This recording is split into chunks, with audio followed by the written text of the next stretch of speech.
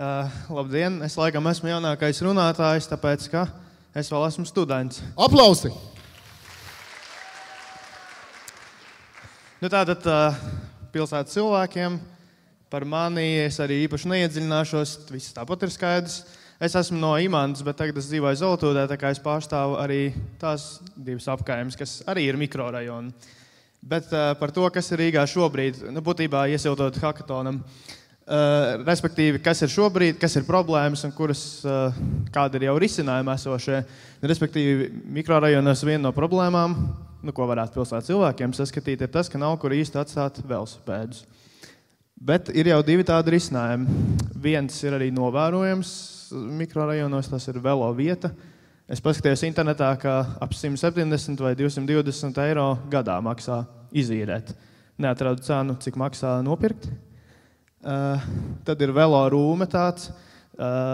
Cik es zinu, tur arī bija arhitektūras fakultātes studenti iesaistīti. Noskaidroja, ka maksā 5000 eiro gadā, bet tur var ielikt jau vairāk par vienu velosipēdu. Veloceļi mikrorajonos, tas ir īstenībā kaut kas jauns, jo līdz ar Ziepniekalna un Daugavgrības veloceļiem tie ir sasnieguši arī dažas šādas apkaimes. Ļoti ceram, ka būs arī vairāk ar velo nodaļu un tā tālāk. Tad, protams, vienmēr visiem interesē bērnu laukumi, kā labi iekārtot pagalmus, cik ir pašvaldības zemes, to jau dara teritorijas labiekārtošanas pārvalde. Tad ir altumi par ēku siltināšanu, bet diezgan interesantajā bildē, es nezinu, vai jūs redzat, bet tur ir Rīga, tur ir pieteikumi ēku siltināšanai. Rīgai ir tikai 7%, kas ir tā kā, par ko varētu padomāt. Tad ir vēl līdzdalīgā budžetēšana un līdzfinansējuma programma un tā tālāk. Par to visu pašvaldība labāk zina. Respektīvi, dažādi resursi jau ir pieejami. Un tad iesildot par hakatonu teritorijām, īstenībā par maniem novērojumiem, kā pilsētas cilvēkiem, principā daudz balstās arī uz novērojumiem reāli pilsētā.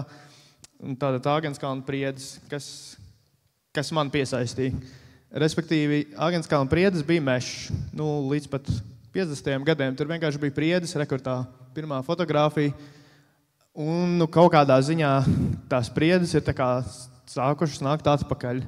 Un jau aug jaunas, un respektīvi tās teritorijas pagalmos diezgan lielas, un patiesībā vērts padomāt, varbūt jau aug jauns mešs. Tad ir arī, par godu tam, ka tas bija mešs kādreiz, tur ir daudz pašvaldības zemes. Skateparks, kur šorīt jau daļa no jums bija bērnu laukumi, bet izrādās, ka skateparks kādreiz bija Strūklaka. Un ir arī pirmie atkritumi pazemes konteineri Rīgā. Kas varētu būt koncepts? Ka, ja tas bija pirmais mikrorajons Latvijā, tas varētu būt arī pirmais nosiltinātais mikrorajons Rīgā vismaz. Un varētu arī savienot ar Āgenskalna meža atzimšanu. Kāpēc ne? Dzirciems. Jau lielāka teritorija. Kas piesaistīja uzmanību? Vēsturiskā vide un mikrorajons. Respektīvi, te jau kaut kas bija iepriekš, bija ēkas, bija ielas, tās ir tagad ieslēgtas starp mājām. Un tas ir īstenībā labs potenciāls, tāpēc, ka ir kaut kādas vietas piederība varbūt, kas var rasties bijušās muižiņas. Cik man sanāca aplūkot, tad ļoti daudz īstenībā cilvēku un pašvaldības iniciatīvas. Visur, kur ir pašvaldības zeme, tur visur jau bija kāds bērnu laukums.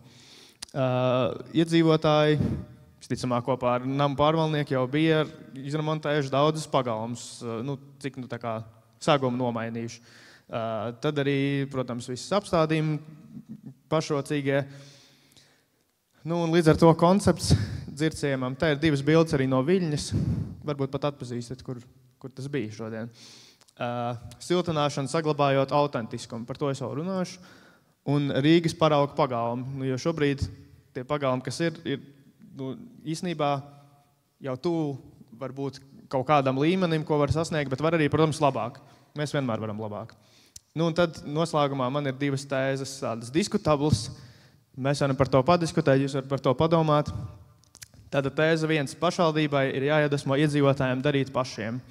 Ja pašvaldība tikai darīs pati, tad iedzīvotāji var tikai noskatīties, tad viņi atkal gaidīs, kad izremontēs to, izdarīs šo un to, bet pašvaldībai ir jāskaidro, kā to var izdarīt, lai iedzīvotāji paši tiek galā, un mums tā jau ir bijuši šodien pat daudz labie stāsti, kā iedzīvotāji sajiet kopā un izdara brīnums.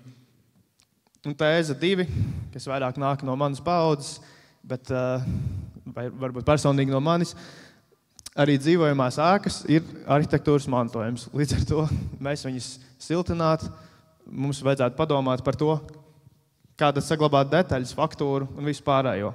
Tā kā mums ir idejas, atliek darīt. Aplausi!